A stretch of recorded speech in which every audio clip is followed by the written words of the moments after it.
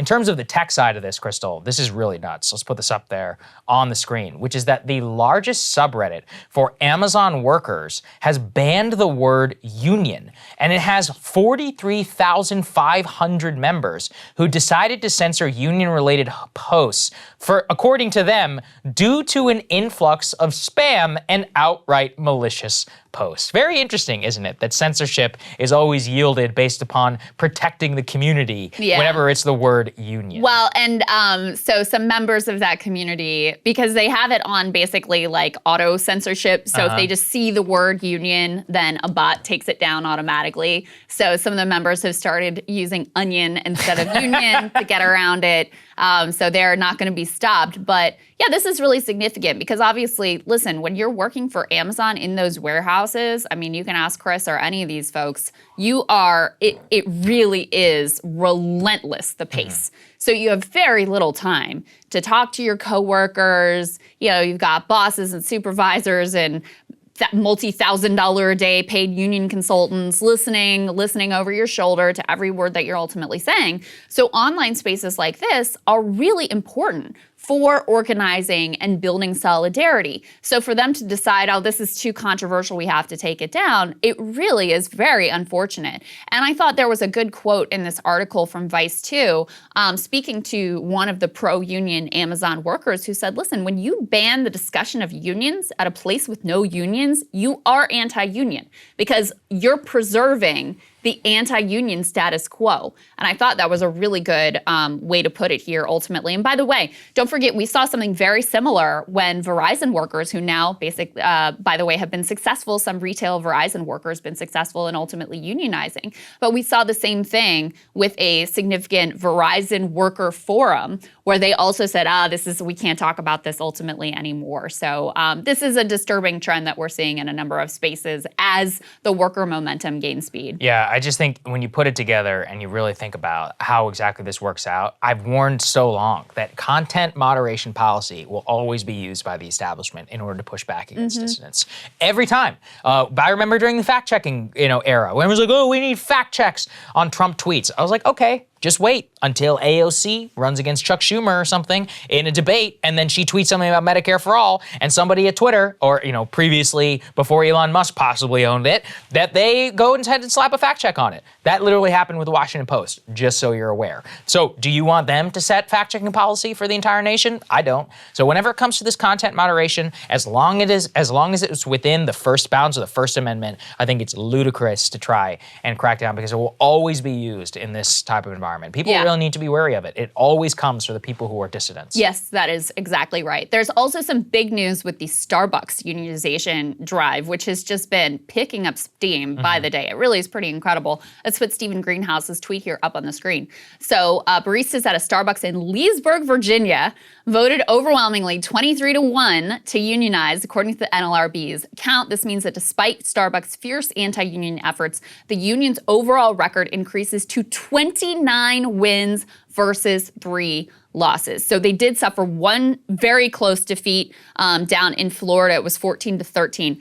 Other than that, the Starbucks Workers United movement has been just racking up victories one after another another since the very early days. There were a couple of early losses, and since then they seem to have just picked up tremendous speed in spite of the fact they brought back Howard Schultz and, they're clearly upping the ante in terms of their union busting, firing workers. That's the other big piece that happened here is the NLRB has now gone to court to demand that some of the fired workers be reinstated immediately because they're saying this was done illegally. They're continuing to look into a number of these firings, which seem to be direct retaliation for union organizing. But it's pretty extraordinary. And, a number of these victories too, Saagar, have been unanimous. Yes. Like this one is 23-1, so it's very close to unanimous. But a number of these have been 100% of the voting workers said, yes, we want a union in spite of everything they've been subjected to, which I think is just extraordinary and also speaks to how a lot of these union busting tactics right now in this climate are just not working and completely backfiring. It's pretty interesting to me because what I see is that Starbucks is kind of the perfect ground. I hate to say it, but on Amazon, like you were saying, with a high high turnover workforce, which is already company policy, and then you have short-term contract workers, it's gonna be difficult, right? Especially in order to keep it sustained. But Starbucks, from what I can tell, based on what you told me, they have longer-term employment, they don't have as much turnover in terms of the workforce, more educated, more sympathetic toward union, and could make it so that the company's values, which always sold itself as like progressive, backfire because their workforce is disproportionately more likely to be receptive to that message. Well, it seems like it could be, and is taking force as a national-wide movement. I mean, any food service is gonna have high turnover, including Starbucks. But what you see, I think with the Starbucks workers is a disproportionate number of Bernie bros and Bernie gals. Right. There was an article early on, I think by the New York Times, that interviewed a number of the early organizers. And quite a few of them said, I volunteered for the Sanders campaign, and that changed how they were thinking about this. I mean, it just was like raised awareness around what they could do and how they could push back. And of course, Bernie throughout his career has been strong supporter, standing with labor.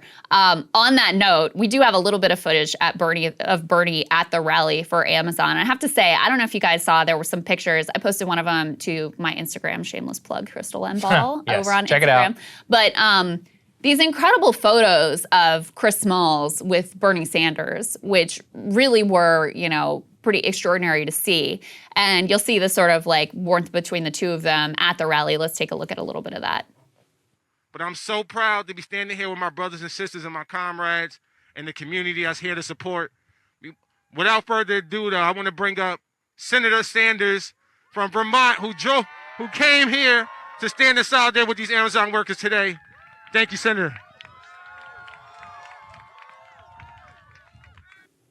And Bernie seemed to be very well received there. But you just love to see that, like, across the generations, across race, religion, all of it. I mean, that's a labor movement at its best, and that's what solidarity really means at its best. So listen, these politicians were late showing up, but better late than never. They showed up, yeah, and I think that's what matters. We'll see how it turns out on the vote. Cable news is ripping us apart, dividing the country, making it impossible to function as a society, and making it impossible to know just what is true and what is false. But the good news is they are failing and they know it.